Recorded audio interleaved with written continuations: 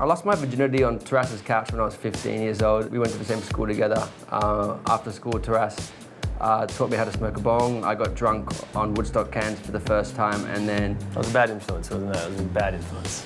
He kind of opened up his computer and he was showing me this song that he was working on, but at the end of it, I was like, yeah, the song's mad, but I love the video clip. And he said, that's not a video clip, this is the software. I hadn't seen music software before, and I thought just that line going over all the tracks was just the video clip. And I thought, you were really stoned. I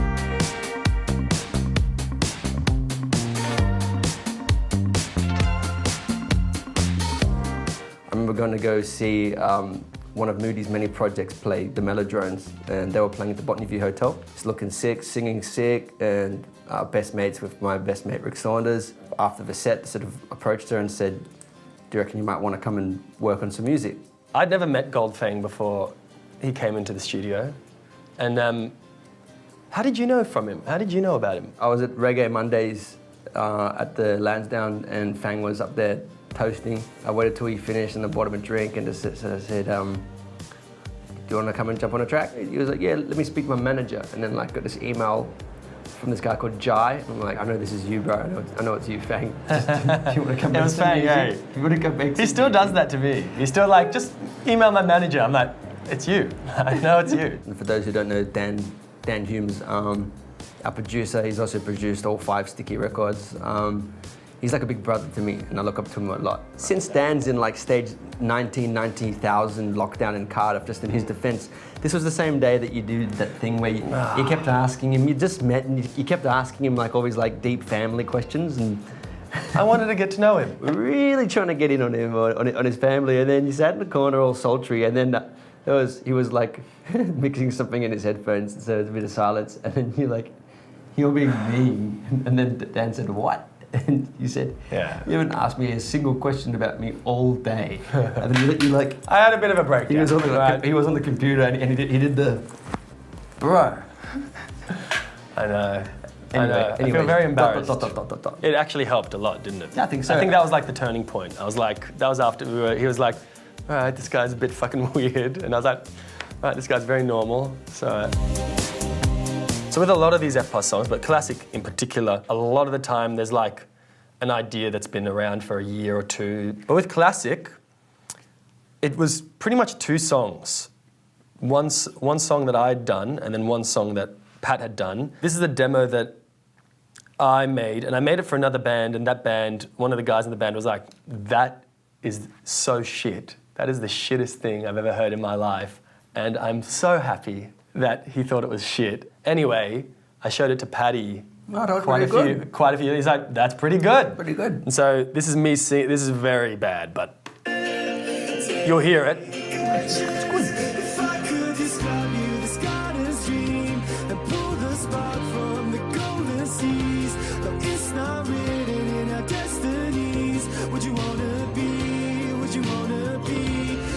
I'm still so into that. Yeah. I really like that. Let's just put that on SoundCloud tonight. So we took that, I showed Paddy that, and he's like, all right, that's pretty sick. And then we did a demo that is actually sort of different as well. It's quite like Air, isn't it? What are some of their songs, like Sexy Boy and... Yeah, it's Air, it's Groove Armada, it's Chemical Brothers. No, but our demo especially is like, especially Air. So like I'll play from the... I haven't heard it since we did it. 666, I'm going down with the bricks. This ain't no gangster summon, so I used It's a bit more like chill. With a beast in a bottle, let me break it down once more. I really gotta get a hold on this. I'ma lose my grip. I let your smile turn sparkling gold. We lose hold, we let go from the top like a belly flop. I got my snake eyes set on you. I think it's quite... Describe you, this garden's dream, your golden sparkle of endless seas, 'cause it's not written. Yeah, we didn't really have a beat in there, which I really liked. I thought it was more of a slow build. It was like real slow, real just like, real chill, and there's just real, I really like doing minimal like sub kicks every now and then, doof, and you reverb them out and they go, shh. I think you were trying to, because it's very yin yang between the two of us, and that's why, you know, a lot of it works, not just within the music, but like, you know, Taras In life, Taras likes to stay in, I like to go out, so I Yeah. stay in more and Taras goes out more. Yeah. He drinks more, I drink less. I stress less, maybe you stress more. Maybe that's a bad part, I'm sorry. That's fine. No, it's fine. I stress a lot. Bro. but, I'm always stressed. I wasted all my magic. Yeah, so the it's such a good fucking line. Eh? Life can pass you by fast, and you got to, when there's opportunity there, you got to try and grab it. And I feel like a lot of what happened with Stickies, I just didn't realize how good we had it. And I did a good job of trash in my 20s, but now I'm 30 and I want to, like 30s is like having your 20s, except you've got the cash and the gadgets to do it better. I wasted all my magic, a tragic, my train fell off its matchstick. We was massive, went looking for a classic like my dad did because he's also a musician. Got hooked, fell cold on plastic. Once again, my dad. Like a soldier undone, but looking onwards and over the hill. I was wrong then and I'll do it again, as in I'm not perfect, but a fat man sitting down won't chase you, that's myself. A sugar candy covered coward, I won't allow it.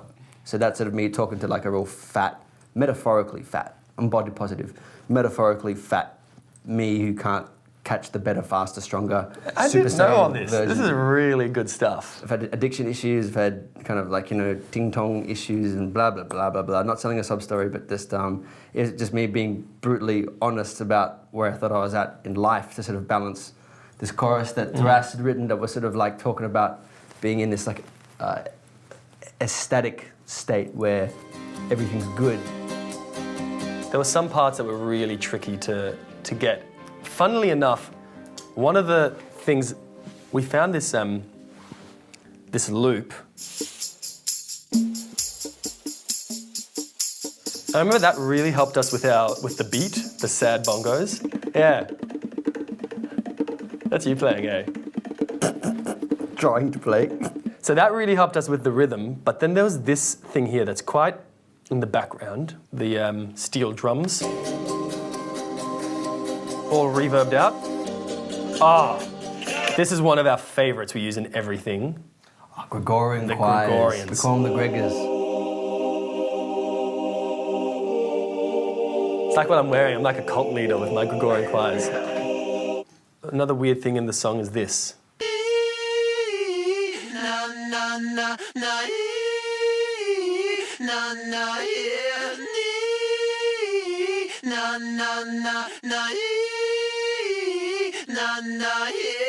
And that's everyone's favorite bald-headed, tattooed, TN wearing, dirty bird, chicken band, guitarist, motherfucker, top 8 drama, Matt Mason, DMAs.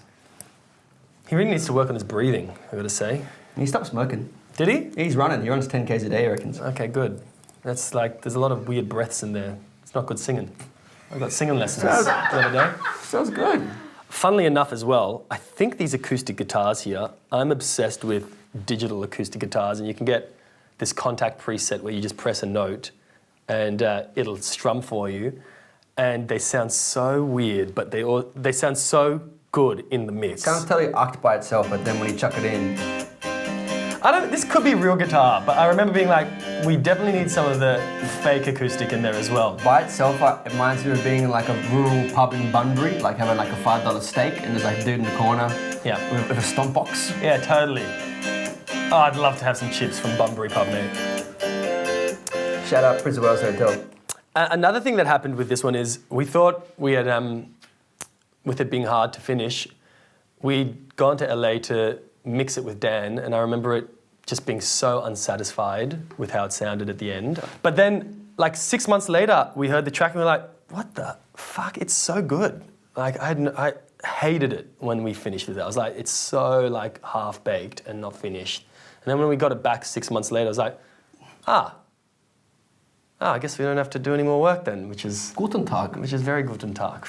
Very good. Hey, thanks very much for joining us. We're f-pos. That's a beautiful aspect of it.